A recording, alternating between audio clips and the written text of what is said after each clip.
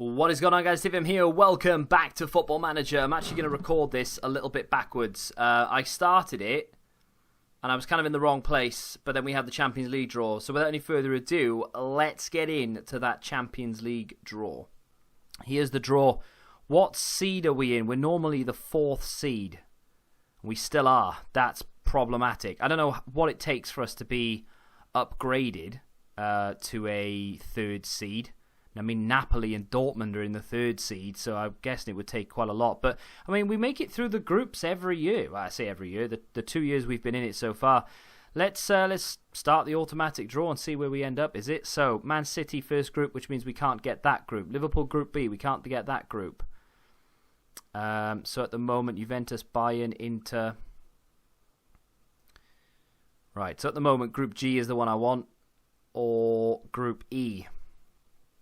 What I want is, okay, I wanted big teams to be drawn in those first 2 groups because obviously I didn't, okay, we can't have Group E anymore. I don't think we can. We can't be drawn against a team from our own group. So we can have Group G. That is glorious right now. I definitely take Porto and Lazio. They're on our level for sure. I don't particularly want Group C. I very much don't want Group D. Group F wouldn't be... Oh, definitely want Group G. Group G is the sweet spot. It really is. Here's us then. What are we going to get? I don't want this one. Oh, no. Oh, it's the group of death, man. It really is. Anderlecht is... not. I wouldn't say a guarantee. Look at the state of Group G, man. Well, this could be the first year we don't make it out of the groups because that is absolutely horrendous. Anderlecht is not. It's not a guaranteed 6 points, right? No disrespect, but it should be, okay? Bayern, I don't know what state they're in, but they've got a lot of good kids. Barca are always good. They're Barca. Although they did want me. They did want me to take over. They've not won the league in about 4 years, but they're still a very good team. They always finish top 3. So... that is, I mean, that's so difficult. That is such a difficult group. I'm not happy about that. It is literally the group of death. It's the worst group we could have got out of the ones available. And now that we're out of the draw, I can show you the form that we've had so far. Hopefully, this has all made sense and is sort of, yeah, it's all flowing well. This is the team that we're going to use to play Cardiff in just a second. But before we do that, let's go into the scheduling. We have had the best start to the Premier League season we could have possibly had. We have scored bucket loads of goals, and we are on course to win the World Cup. We are. Can you imagine? No, we're not in the world. Right, so we beat Liverpool, obviously, Community Shield, you saw that. We beat Newcastle 3-1, we beat Middlesbrough 3-2, we smashed Chelsea 5-2. That was a close game up until a certain point, actually. I don't know if you can see. We can. So, yeah, they've got Haaland, which in my Newport save plays for Spurs and scores goals against me every single time I play against him. We were, I wouldn't say fortunate to win that game, but it was 2-2 at one point, and then we got the goal in the 68th, Marco Asensio, former Chelsea man, scoring what I thought might be the winner. I brought Coman and Olmo on, bang bang, and it was 5-2, and that just flattered us. It looked, I mean, it wasn't a 5-2 game. It was about a 3-2, 4-2 at a push. Managed to scrape a win against Manchester United. This was so hard fought. Douglas Luiz got sent off, in my opinion, unjustifiably. It was not a red card. I appealed against it, and he was handed a further 2-match ban because of my appeal. It wasn't. I've looked at it. In fact, let's go have a look at it now, and you're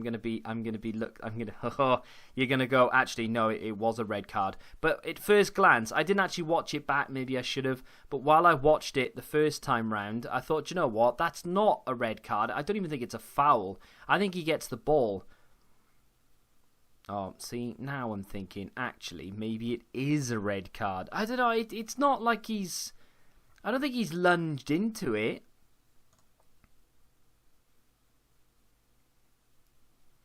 I don't know how much you can tell from that angle. Either way, we beat Leeds, then Wolves, and then Aston Villa. We have scored 15 goals in 3 games. We've only conceded 2. Very impressed with that. We play Cardiff next. The Premier League currently looks like this. We are flying. I mean, no other team in the league has done anything remotely like what we've done. Liverpool are the only other team who are even remotely on our level in terms of they've only lost one, but they were smashed by Man City, who have already lost twice this season.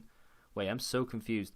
Oh, there we go. So they lost to Leeds and Everton. I mean, are they real title contenders? I don't know. We've got a game in hand over the chasing Arsenal, 2 games in hand over Man City. Without any further ado, let's go have a look at the team. So like I say, that's the side that's going to play. Asensio is growing out of this sort of wing attack position. He now doesn't like it as much. He's competent, but he used to be, whatever this is, accomplished, and he's sort of de-appreciated. I think it's because the system doesn't suit that role, if that makes sense. So he's obviously more of an advanced playmaker, which in that situation I think he would be. But they cross less often, and I don't want that. I want him to cross more often. So I can't really tell him to play either one of these. He has to be a winger. But yeah, he's not massively liking it. The reason there's sort of changes galore here is because, as you can see, we have injuries to Liam Kelly and to Berardi. We've got an injury on John Ruddy as well. There is a suspension on Douglas Luiz. Baba is back, although not completely match sharp, so we'll see how he gets on. And Vagnoman, I'm actually going to give a break because Larola wants to come in. But we do have Barcelona after this game, so that's sort of my thought process behind that. I'm actually going to bring Vagnoman on here for Kelly. Berardi is out for about 3 weeks. He's suspended for quite a few games. Liam Kelly is injured for, again, 3 weeks. John Ruddy should be back in training next 7 days. But without any further ado, let's get into the game against Cardiff. A lot of waffle at the beginning there. I would kind of like to keep as many first team players fit as I can for that Barcelona game, because it's going to be a big, big test for us. I've got a funny feeling this Cardiff team are going to be difficult to break down. Not quite sure why. They've sort of set up in that sort of 5 at the back when they're defending, 3 at the back when they're attacking sort of formation. Maybe we're good enough to pick them apart. I don't know. We're not quite as fit as they are. I'm not quite sure why that is. We've not had any cup games or anything that they wouldn't have had so far, so a bit of a weird one. Asensio's cross from deep, it comes in and it's cleared only as far as Torre, who launches it over the bar. He probably could have done better, maybe should have done better with that. Few other games playing right now. Martial's just scored for Manchester United against Aston Villa. I'm not too concerned about what everyone else is doing around us, because it all comes down to how well we perform as Manchester United go 2 goals up. We just need to keep winning games. Asensio's free kick is in the back of the net, and it was only a matter of time before he did something. He is a goal machine right now. This is, our 8th game of the season? That's his 8th goal. He is just on fire. Barcelona are going to have to throw cold water on him to keep him under control when he comes to town, because he is an absolute menace. He has scored more goals than I think Jovelic and Torre combined this season, which is quite impressive considering they were the top 2 goal scorers in the league last year combined. Just going to tell the team to show a little bit more passion. I think we should be further ahead than 1-0. It's a bit of a precarious lead to have right now, because one little mistake could cause a problem. I'm going to keep one eye on Barcelona. I'm going to take Asensio off, actually. Ryan Kent can come on. I also want to take off Baba, but I didn't bring... Vagnoman can play, but I didn't bring De Silva with me, which maybe was a bit of a mistake. I'll leave him on wing back attack, or full back attack, sorry. That's 2 subs. Do I want to save to make 1 more? I kind of want to take Gibbs White off. Maybe bring on... I think, what's Torre looking like? Yeah, Torre and Jovelic are fine. I think maybe we should look to take off Gibbs White here. Can Thiago Maia play in that position? Oh, he can. Beautifully. Yeah, let's just tell him to defend. Why not? Let's just sit back a little bit. We've got enough going forward in terms of the wings and Cam and striker, just tell the midfield to sit back a little bit and just soak up some pressure. Ball headed wide of the mark. I think it might have been by Torre. Not quite sure who that was in there. Just tell them to get creative. Normally generates a spark. This is Lirola, ball into the box. It's cleared by Fredericks. Comes as far as the defending Maya. Out to Vagnoman on as a sub. Great ball into the area. Falls to the goal scorer, Ryan Kent, off the bench instead of Asensio. I think maybe, I don't know how this has happened, but maybe this formation just suits the left wing more than it does anybody else, because Asensio scores goals and Ryan Kent has come on twice this season and scored goals as well. Ball comes back out to Coman, who can't quite put it in. Lirola does, and Jovelic has missed a sitter from about 6 yards out. Not like him, that's for sure. We normally have second season syndrome as far as strikers are concerned. Mariano had it last year, of course, where his first season was just unreal for scoring goals. Second season didn't really score as many. First season for Jovelic, he scored an absolute bucket load. Second season so far, not really firing on all cylinders. I'll check to see how many goals he scored. Maybe I'm being a little bit too picky, but this would put us 6 points clear at the top of the table if we could hold on to, I say hold on, if we could just see this out. It's not a case of holding on, it's just seeing it out. There's Torre bringing it forward. Good ball into Kent. Can he put a good ball into the box? Goes back out to Vagnoman. There's Melagoni out to Lirola. I mean, that guy, another goal for Kent. Lirola is incredibly good. Big fan of him in this game. Really, really big fan. I think this is his first league game of the season. But I mean, look, he's everywhere. He's involved in everything. He gets forward. He plays really dangerous balls into the box. I'm just a big, big fan of him. I think in real life he plays in the Italian league at the moment. I can't remember who he moved to. Ryan Kent bursts forward here into the penalty area, looking for a hat trick. He's only come on as a sub with about 20 minutes to go, and he's managed to get himself 2 goals already. There's 10 seconds left for him to get another one. Great challenge by Coman. Melagoni, I think, just going to waste time in the middle now. Just knock it around, wait for that whistle to come, and there it is. 3-0 away from home at the Cardiff City Stadium. Don't mind that at all. Very, very good result. Clean sheet, which is what I like to see. Only 2 days before we play Barca. Not going to be an easy game, that's for damn sure. I don't know about hammer. Although we 61% possession, maybe we did hammer them. Let me praise Kent's performance. He wasn't even match sharp in that game. I was going to say someone having to make a Spanish raid on my squad, but it was just the Spanish manager. Right, so Liverpool play Crystal Palace. We'll see what happens there. But Divock Origi playing for Southampton gets a goal against Chelsea. But like I said, it doesn't really matter what teams do behind us, just so long as we keep winning games. Liverpool 4, Crystal Palace 0. Liverpool don't look like that they've made any more signings either. Salah still there, Fabinho still there. We're 4 points clear with a game in hand over Liverpool. Things are looking so good in the Premier League. Can we replicate that in Europe, though? That's the question. So, it's Barcelona time, and the team is, I mean, I would say unchanged. It's not quite. Vagnoman comes back in for Paul Lirola at right back. I just need a little bit more experience in there. Douglas Luiz comes back into the middle instead of Melagoni. Melagoni is probably the better player, to be fair, or thereabouts. I mean, he's on the decline right now because he's not playing enough. But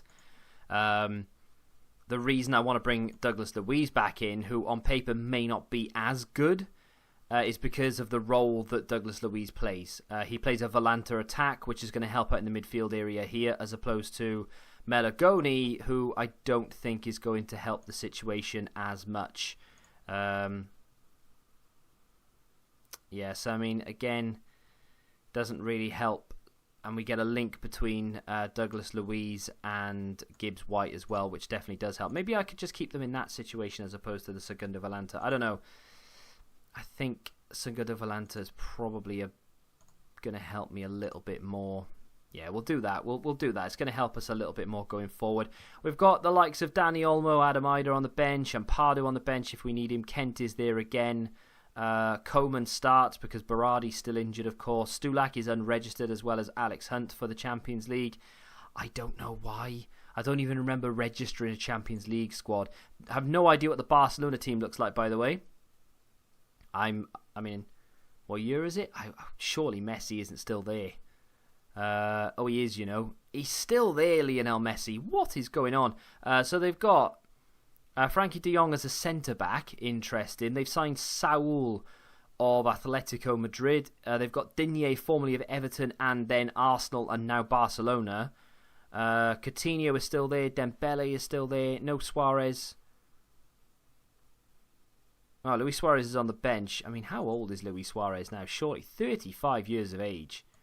I mean, Lionel Messi's got to be knocking on as well. 35 as well. He's still got it. His legs are still there as well. His work rate, he doesn't do much anymore. He's still on £575,000 a week, though. Well, this is an age in Barcelona because they've still got the likes of Coutinho and Suarez and Messi. So, you never know. We might be able to take them by surprise. We're a young side. We've got energy to burn. Let's hope we can just punish them. They've still got Sergio Busquets as well. Here is Messi on the corner. Ball played in, defended. Comes out to Arthur. Messi's going to get it again here. They gave him a little bit too much room. He's been tripped in the penalty area, and it's a penalty. Marco Asensio, the culprit, and Messi's going to get a chance to put the ball in the back of the net here. Oh, unbelievable. Nice. Of course he scores. It's such a poor penalty to give away as well. It's only his third goal of the season. I mean, Asensio's got 8 goals this season, so it just gives you some indication as to how good Asensio is playing right now. But we are a goal down already. First 10 minutes. Jovelic is chasing a great ball from the goalkeeper. Ter Stegen, who is still their goalkeeper, has made a great save. And when we are, 5 years into the future? Maybe not quite. Maybe 3 years into the future. 4 years? I don't know. Either way. Some of these players really should have moved on by now. Funes played it into the box. I mean, the most I can hope for is that Bayern slip up against Anderlecht, and then we can beat Anderlecht twice, maybe get a point against Bayern, lose both games against Barcelona, and then maybe beat Bayern once, draw against them once. I don't know, to be honest. If we can lose one, win one against Bayern, and then beat Anderlecht twice, and then they slip up once against Anderlecht, assuming Barca will beat them twice, we're through. Messi free kick, good save from Butland. I suppose Messi is valuable for his set pieces more than anything else, because he's not going to run for you, because he doesn't quite have the legs to do it and the work rate, etc. But set pieces wise, there's probably no one much better, if at all. Here's Vagnoman on the edge, gives it to Coman, cuts inside. It's a poor effort from him, and Ter Stegen makes a very easy save. I mean, we could take it one game at a time. You never know. We might be able to nick something from one of these Barca games. Today was probably always going to be the hardest one, because we are at the new camp, of course. Ball played in, comes back out to Paslak. Defended. There goes Asensio. We're not really at the races so far, though. We've not been awake. Here's Gibbs White. Long ball over to Coman. Oh, he's missed 2. So, no, I wouldn't say sitters, but 2 clear chances to punish Barca, and he's missed both of them. Kicked one at the keeper. The other one's just gone wide. And every time they come forward, I just think, here comes the goal. You know, Dembele back to Arthur. Little back heel to Saul. Arthur again. Funes. Great challenge. Or is it? He's gone to VAR. Surely that's not a penalty. It was a great tackle. Oh, God. VAR sucking the life out of, or sucking the fun out of football, I should say. Surely that's not a penalty. If they give a penalty, I'm leaving, I think. I'm just going to leave the job and go and manage a baseball team. No. No, that's all right then. I was going to say, there's absolutely no way he's given a penalty for that. And I was right. He didn't give a penalty for that. Butland playing better than anybody, apparently. No one on their team sort of catching the eye. Maybe Frankie de Jong. Half-time, only 1-0 down. I mean, they've had a lot of chances. They probably should have and could have scored more. Anderlecht are holding Bayern at home, which is what we like to see. I mean, it doesn't bode well that Bayern are being held at Anderlecht, though, to be fair, because when we go there, we're going to have to win. Right. Let's just see if we can get anything out of this game. I'm not feeling too confident, because right now we're not really doing an awful lot. We're just telling them to show some passion. Jovelic plays a poor ball, and all of a sudden we've lost possession. We are a minute and a half into the second half, and if we concede now, it'll be demoralising. Here comes Paslak. taking it. Are we giving it away? No, here's Jovelic. Good ball inside to Gibbs-White. We've got a bit of an overlap here. Ball through the middle to Torres. Missed a sitter. 3 chances, one of which was an absolute it was on a plate there for Torre. I would have put my house on him scoring. Glad I didn't, though, because I would have been homeless. Coman, ball through to Torre. Here he is again. Bursts through. Jovelic, surely. Oh, what is going on? Where are the shooting boots, lads? We've missed 4 clear-cut opportunities to punish Barcelona. And I mean, you don't say that lightly, do you? Great ball into Coman. Finally, Coman puts the ball in the back of the net. And I'm guessing the referee's going to look to VAR, because they always do. Nope, he doesn't. It has counted. We have scored. Obviously, away goals don't count. It's literally just a case of 3 points or not. I'm going to bring him Adam Ider on. Jovelic has had an absolute stinker. That's the only sub I'm going to make just now. And we're going to hope that Adam Ider comes on and does something a little bit better than what Jovelic was doing, because he was... Oh my God, Anderlecht have scored against Bayern Munich. Maybe Anderlecht are the team I need to be concerned about, not Bayern Munich. That is a shocking revelation. Ryan Kent to come on for Asensio. He's not playing well. He gave away the penalty, of course. Just not playing well in general. I'm tempted to take... Well, I can't take Kingsley Coman off because I don't have a spare right mid. So he's going to have to remain on. Other than that, maybe Gibbs-White could be the guy. Oh, my defence is flagging somewhat as well. A point against Barcelona surely is worth defending. I didn't bring Silva with me. I brought Larola, but Vagnoman is fine. I could move Vagnoman at left back maybe. Let's do that. Do what we did in the last game. Larola can play at right back as a attacking complete wing back. Vagnoman can come in at left back like he did against Cardiff. He did a relatively good job for the final 20 minutes or so. Let's hope we just don't concede. That's the point. That's the whole ethos we should be going into this with, is do not concede a goal. I can feel it coming though. I really can. It's Lionel Messi as well. I mean, that's offside surely. VAR. I demand VAR. I demand it. We're not going to get it, are we? Well. Okay. I don't blame my decision making in the subs and things. I don't think it was because I brought Vagnoman on. Here's Adam Ider. I mean, whatever the hell that was, it wasn't good enough. But the fact that Anderlecht are beating Bayern does fill me with a little bit of confidence that it's not over already. I know it's only game 1, but if Bayern have dropped points this early on, we were always destined to lose this game against Barca. I'm not as troubled as I maybe would have been had Bayern won that game. Ball played over to Kent though. There's still a chance to nick a point here. Comes back out to Larola. He's going to put the ball in. Bayern have somehow won that game. Are you drunk? And that's game over. Well, Bayern were losing with what, 4 seconds to go? I call match fixing over there in Belgium. What happened in that game? Look at the state of that. They were 1-0 up into stoppage time, and literally in 2 minutes, Pellegrini and Alaba have scored 2 goals, and they've won 2-1. Well, gives us a lot to do now, really. I mean, we're always going to lose that game. I read too much into things. Even after one game, I'm thinking now, oh, well, that's it. We're not going to get through. But, I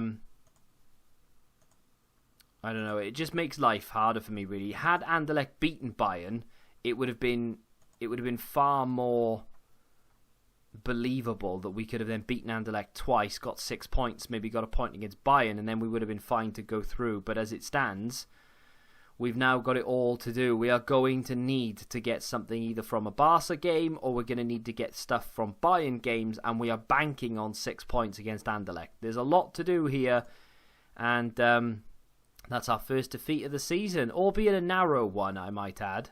No wonder Barca want me to take over. If Stoke are pushing you right to the end of the game, you know you've got problems.